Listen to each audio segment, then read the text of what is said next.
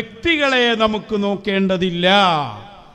അത് അല്ലാഹു അഅലം. ഇതൊക്കെ നിങ്ങളോട് പറഞ്ഞു വെച്ചതല്ലേ, എടുക്കാങ്ങൾ രക്ഷപ്പെടാൻ പോണ്. വെക്ക് വരട്ടെ. വിഷയങ്ങളെയും പണ്ഡിതന്മാരെയും സമീപിക്കേണ്ടത് നമുക്ക്, ഞാൻ നേരത്തെ പറഞ്ഞു, നമുക്ക് വ്യക്തികളെ അല്ല വിഷയം, നമ്മളുടെ എന്താണ് സബ്ജക്റ്റ്, മൗദൂ എന്താണ്, അതാണ് വിഷയം. അപ്പോൾ ഒരു പണ്ഡിതൻ ആ പണ്ഡിതൻ്റെ ഗ്രന്ഥത്തിൽ തിരിച്ചും മറിച്ചും കാണും. എന്താ ചെയ്യുക? എന്ത് ചെയ്യാനാ? അയാളെ പറ്റി അയാളെ ഹിസാബ് എടുക്കാനൊന്നും അല്ല നമ്മളോട് പറഞ്ഞിട്ടില്ലല്ലോ. നമ്മളോട് നമ്മളെ വിശ്വാസം റെഡിയാക്കാനല്ലേ പറഞ്ഞിട്ടുള്ളൂ. അയാളെ ഹിസാബ് എടുക്കേണ്ട ആവശ്യം നമുക്കെന്താ? അപ്പം നമുക്ക് എന്ത് വേണം? നമുക്ക് ശരി ഏതാണെന്ന് കണ്ടെത്തണം. ആ ശരി ഏതാണെന്ന് ശരിയില്ലേ? ഇതിലൊരു ശരിയില്ലേ? വ്യക്തികൾ അത് നമുക്ക് നോക്കണ്ട, അത് അള്ളയുമായിട്ടായിക്കോട്ടെ. ഇതൊക്കെ ഏടുന്ന് കണ്ടുപിടിച്ച ഞങ്ങള് ഇതാ ഞങ്ങൾ ഈ ചോദിക്കണം. ആ എന്ന് മുതലാണ് ഞങ്ങൾക്ക് തുടങ്ങിയത്? എടുക്ക്, സമസ്തന്റെ പ്രമേയം കാണിച്ചു കൊടുക്കുക. പ്രമേയം നമ്പർ 6. പ്രമേയമല്ല പദം ഉണ്ടാകുക. സമസ്തന്റെ സമ്മേളനത്തിലെ പ്രമേയ കണ്ടോളൂ. ഇബ്നു ഹസം ളാഹിരി, അയാളൊരു സംഘടന അല്ല കേട്ടോ, ആളൊരു വ്യക്തിയാണ്. അടുത്ത ആള് ഇബ്നു തൈമിയ, പേച്ചാളെ ലിസ്റ്റ് ചെയ്ത. ഇബ്നു ഹസം ളാഹിരി, ഇബ്നു തൈമിയ, ഇബ്നുൽ ഖയ്യിം, ഇബ്നു അബ്ദുൽ ഹാദി. ആരും റളിയല്ലാഹു ചൊല്ലണ്ട, കടുത്ത പ്രശ്നമുള്ള ടീമാ. ഇബ്നു തൈമിയന്റെ ശിഷ്യന്മാരാ.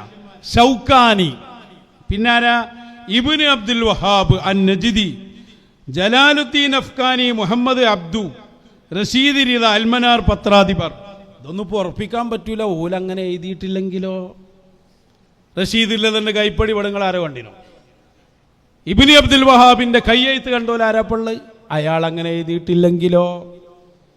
അയാൾ എന്തിനാ നമ്മൾ ഹിസാബ് എടുക്കാൻ പോണ്? അല്ല അയാളായിട്ടായിക്കോടെ.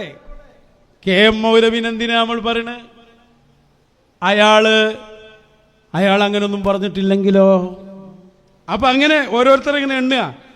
എന്നിവരും, ഇബ്നു തൈമിയ അടക്കം എഴുതിയിട്ട് പറ, എന്നിവരും അവരെ പിൻപറ്റിയവരും അഹ്ലുസുന്നത്തി വൽ ജമാഅത്തിന്റെ വിശ്വാസ നടപടികൾക്ക് വിപരീതമായി പലതും പറഞ്ഞിരിക്കുന്നതുകൊണ്ടും അവരെയും അവരുടെ കിതാബുകളെയും സുന്നികൾ സ്വീകരിപ്പാൻ പാടില്ലെന്നും അവർ തർളിയത്തിന് അർഹരല്ലെന്നും താഴെ പറയുന്നവരും മറ്റു സുന്നി ഉലമാക്കളും പ്രസ്താവിച്ചിരിക്കുന്നു.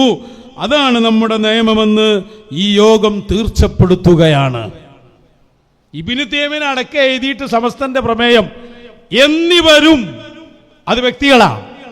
എന്നിവരും അവരുടെ കിതാബുകളും, കിതാബിലുണ്ടായ മതി, പിന്നെ അതിന്റെ കയ്യെഴുത്ത് കോപ്പി നോക്കി നടക്കണ്ട. ഇവരെ അഹ്ലുസുന്നയുടെ എതിരായി പറഞ്ഞിട്ടുണ്ട്, അതുകൊണ്ട് അവരെ സ്വീകരിക്കാൻ പാടില്ല. ഇതാണ് സമസ്തയുടെ പ്രമേയം. ഇന്നലെ പറഞ്ഞ ഇമാമിങ്ങളെ മൊത്തം എഴുതിയിട്ടുണ്ട് മുഴുവൻ. ഇമാം ഇബ്നു ഹജർ തങ്ങളടക്കം. അവതാരകൻ ബൈത്തല അഹമ്മദ് കുട്ടി മൗലവി, വേറൂർ ലത്തീഫിയ സദർ മുദരിസ്. അനുവാദകൻ കെ എം അബ്ദുൽ ഖാദർ മൗലവി. സമസ്തന്റെ പ്രമേയാണ്. അപ്പൊ ഞാൻ പറഞ്ഞു, ഇപ്പൊ 2 വിഷയങ്ങൾ ഇവിടെ വന്നു. ഒന്ന്, കിതാബിൽ കണ്ടാൽ വരെ വിശ്വസിക്കാൻ പറ്റൂല, കൈപ്പടയിൽ കാണണം. 2, വ്യക്തികളെ കുറിച്ച് നിലപാട് പറയാൻ പാടില്ല. ഇതൊക്കെ അഭിമുഖത്തിലുള്ളതല്ലേ? ഇതിലിപ്പോ ഏതാ ഞങ്ങള് തട്ടിപ്പ് നടത്തേണ്ടി വന്ന്? നിങ്ങൾ പറഞ്ഞ ആശയല്ലേ അത്?